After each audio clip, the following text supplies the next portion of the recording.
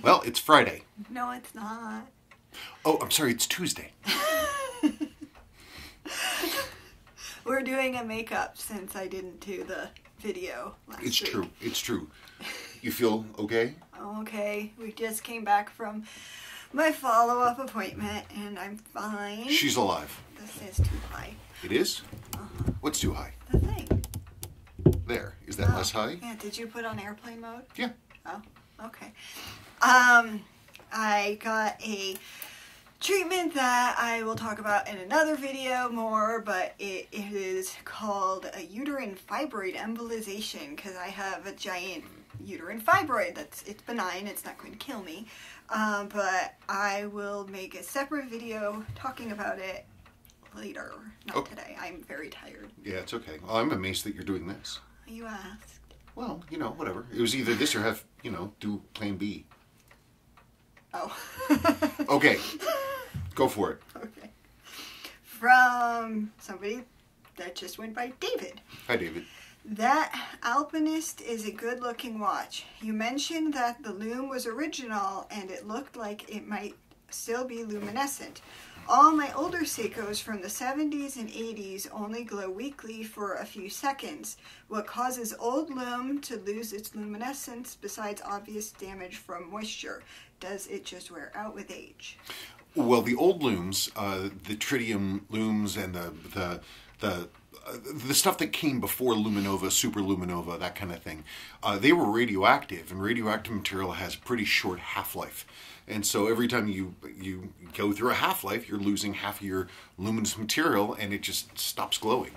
I had a video the other day of that Longines dress watch from 1992, and that thing's only from 1992. It's not that old, and the lume barely glows, and it's a mark of original lume, and so it's important by itself. I don't believe luminova suffers from this problem because it's not a radioactive based light emitter. It's luminescent, and I read all about it and then I forgot about it. But it's a completely different piece of business. Not radio. What? No, I did. I read all about it. I'm like, oh right, yeah, okay, I got it. I understand. And now I don't remember. It's another formula entirely. So there's nothing you can do about it. It's just age. So, okay, so when did they stop using the radioactive stuff? Well, Rolex went to it in the late 90s. They moved out of super luminova. Seiko, when I think also at that same time in like 96, is when they basically invented that stuff. So people had radioactive watches until the 90s? Oh yeah. Ah. Well, it's like a lot of these old Rolex stuff. I mean, they're like, this isn't this watch here. This is modern enough that it's going to have regular. He's wearing his Omega. I'm wearing an Omega. But like any of like my old stuff is going to be tritium based. I mean, this way, unless you're cutting it up and doing lines of it, it's not really a problem. I hope people don't do that. No. I remember when I first found out, because I like the old watches, like 40s, 50s, and he got like radium. Yeah, he got to, I was like, that's so cool, and it was chipping off, and he was like, it's radium, and I was like, it's not cool anymore. Okay, what's the next one? Okay, so the next one's from Wing Yip. It was really long, and I just took the question. Are Swiss movements truly superior to Japanese that make them usually to warrant a significantly higher price tag?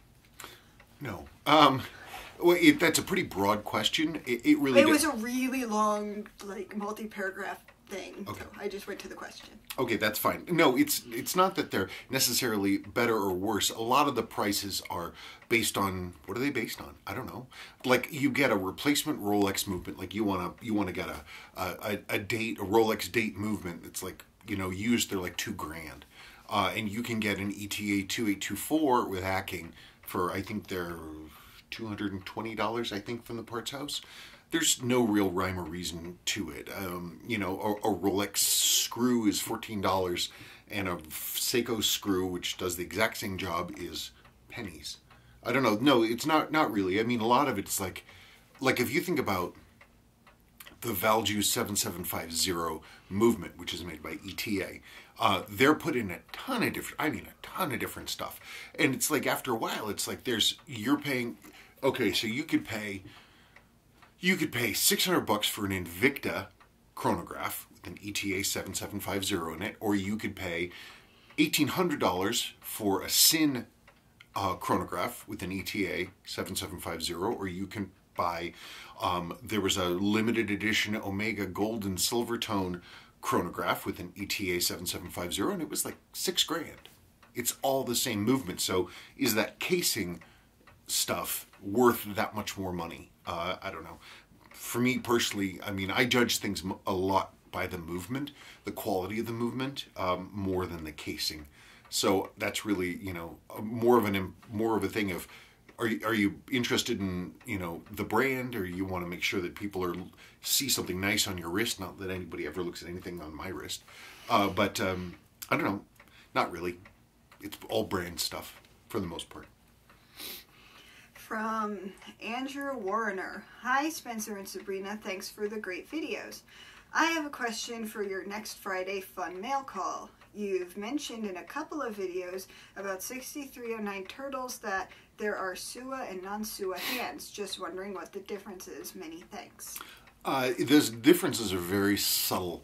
In the Sua hands, the sort of the metal of especially of the hour hand, the metal of the hour hand, imagine sort of the frame, like it's the frame of the window. Instead of being completely flat, it kind of tips in a little bit like this.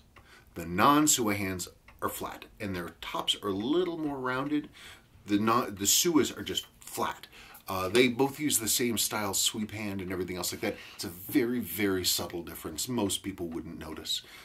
Then when you go to the 7002s, that framework on the hour hand not only isn't flat and it isn't like this, it's actually up a little bit. And again, almost no one would ever notice, except me. There are other people that would probably notice besides you. I know. I suppose. I just don't want anyone to... I think I worry too much about things that aren't that important. Well, you notice things, very, very subtle things that most people would not. I guess so. That's not it's not something you should ever let get in the way of your enjoyment of your watch. Okay, from KG Linehan. Hey Spencer, love the vids, very informative. Question, I bought a strap code shark mesh bracelet.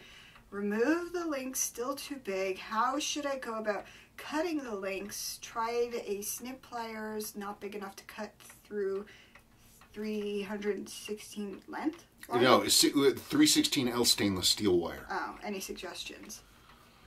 That's really tough because those things, each one of those things is a single loop, and they're looped all through another one, kind of like sewing or knitting or something else like that. You'd need to get a really fine-tipped, high-quality pair of snippers, little snippers, and go and cut each one of those things, and then get a pair of needle nose pliers and get the individual coils out. Pain in the butt. What, me again? Ah. From Brian Roberts or Bryn Roberts? I don't know. Hi Spencer, this might be a question for the Friday video. Having watched your videos for a while, I tend to think of you as someone who works exclusively on Seiko, at least for customers. Was wondering what you do with watches such as this Longines that you come across. Do you do them up for sale, or do you add them to your own collection? It really depends on the watch. I was sort of looking ruefully at my watch collection like last night, and I'm like, I was thinking about, you know, mentally doing notes about my end of the year video, which typically talks about the state of the collection.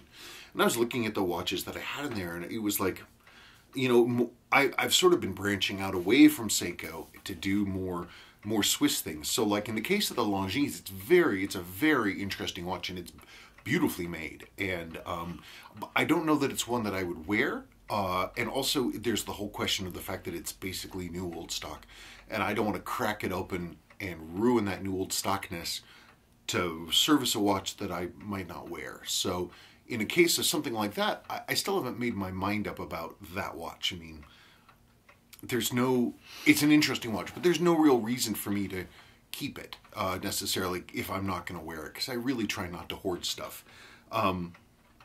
Any watch that stays here with me is one that I find compelling and willing to wear. If it isn't compelling enough for me to wear, then I usually it'll spin away. And that's just kind of the way things go. There are a number of watches we own that I don't wear that are important and I'm going to keep anyway. The ones that I really like the look of. My collection has narrowed down to the point that it's really frustrating to be me because I'm so weirdly particular about what I will or will not wear. But I'm getting down to the point that I'm wearing like 2 or 3 watches pretty much exclusively, and that's it. I don't know. I don't know either. Okay, so this is about... Oh, I should say, if you see a watch in a video, if you see me talk about something and you say, hey man, and you think to yourself, I'd like to maybe pick that up if you're willing to sell it.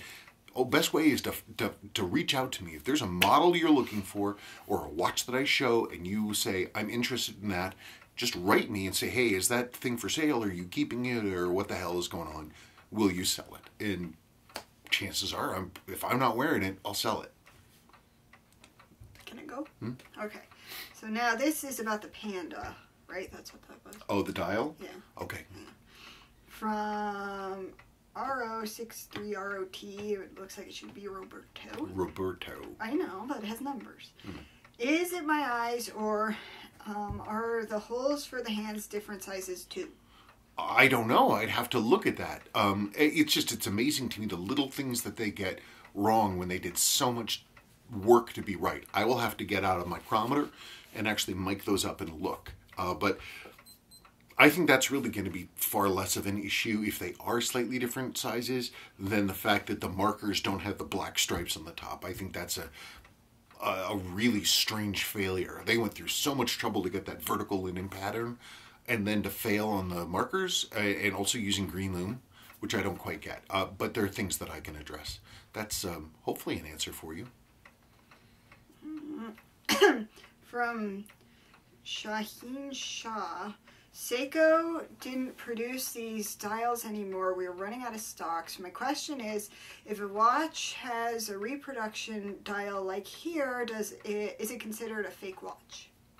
According to Rolex, it would be. Rolex believes that anything that anyone does to one of their watches immediately makes it a fake. That's how Rolex thinks about stuff. I don't know. It's tough. If these parts are not made, and they're not made well, but it's what are you supposed to do? But if somebody makes a replacement part that is so good that it can not necessarily fool people, because I'm not going to advocate for that, but that can stand in the place of the original, which is completely unavailable. Yeah, but I mean, it's like if you have the innards of the watch are totally fine, and then the dial's dinged up, what are you going to do, throw the watch out? I don't know, and it's really annoying too, and especially if it gets in the way of your enjoyment of the watch. I mean, that dial, that Panda dial, that's pretty good.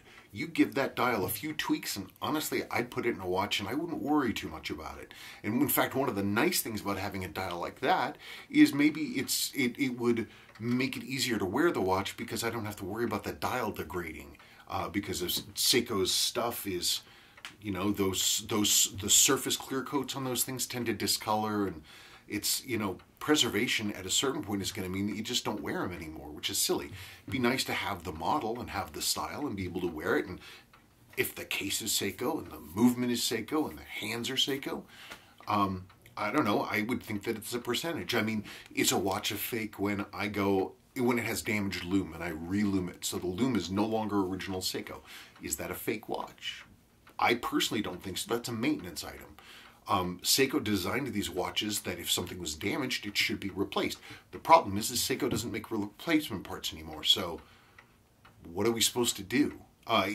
My big thing is that if somebody produces a dial and they're not doing the work to make it accurate, then it's junk. But if somebody does the real work to really match the design perfectly in the production, I'm not going to have that much of a problem with it if they really hew to the design. And if it's a usable piece, I mean, what the heck, why not? I mean, if somebody finally got around to making a truly perfect 6105 diver dial, like with the correct, like flat tops, and it's with the frosted surface, the finish, and the right fill, and the right color loom, the right text, the right frosted applied Seiko, if they did all that work, it might be worth looking at. And yeah, it's not genuine Seiko, but what are you going to do if you don't have the genuine thing? I mean, it's wasteful to get rid of everything else that's good just because of the dial. I mean, and people like my old 59 Thunderbird, that thing had, well, the whole front had gotten smashed in, and so a number of the chrome parts in the front, like the trim and stuff like that, were aftermarket reproductions of because the originals you couldn't find them, and so it's like, I'm not going to declare that entire '59 Thunderbird fake, right? Just because it had a reproduction Thunderbird on the front. Oops, I lost my thing. Oh, there it is. From Todd S. I pray for Sabrina's quick recovery. Thank you. And the question is, can you tell the differences from a photo on a website? This is discouraging. Can it be done by the average amateur Seiko buyer? I think probably not. I suspect you're talking about the hands. The Panda dial and the hands, because that was a two-part thing. I can see them, but because I look at it, and the biggest difference, the quickest way to see it, is that the lume circle at the end is different.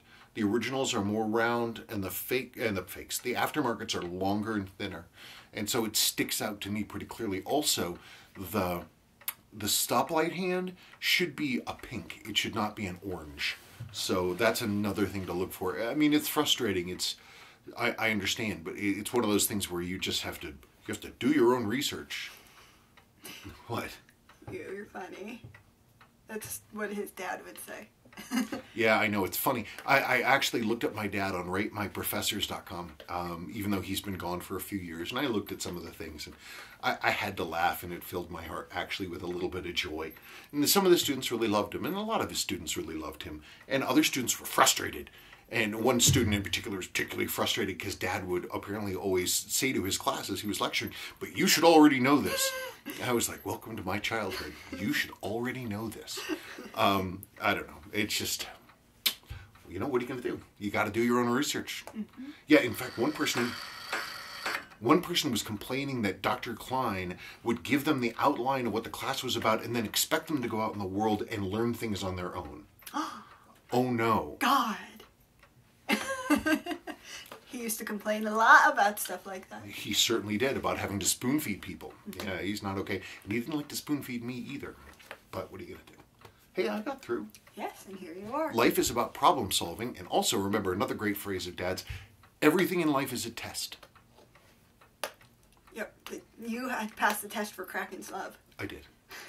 Didn't even try to, but there we are. Anyway, that's about it. Okay. Well, so we're back. We are going to hopefully do another video on towards the end of the week to make up for. We want to keep in our schedule, so. I couldn't do it last week. I'm kind of tired now. I'm kind of drifting.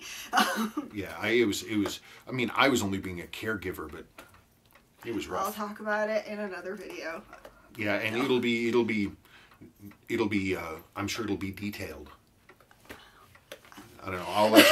That's really about it. I don't have anything else to really say, and that's. Oh, one person asked about the boat. There's another video that we have, and I'll have to dig it up, where we talk about this. And I don't want to go over the entire story again about what the story of this boat is, but we do talk about it.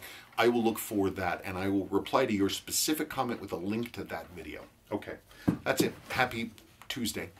Bye. Bye.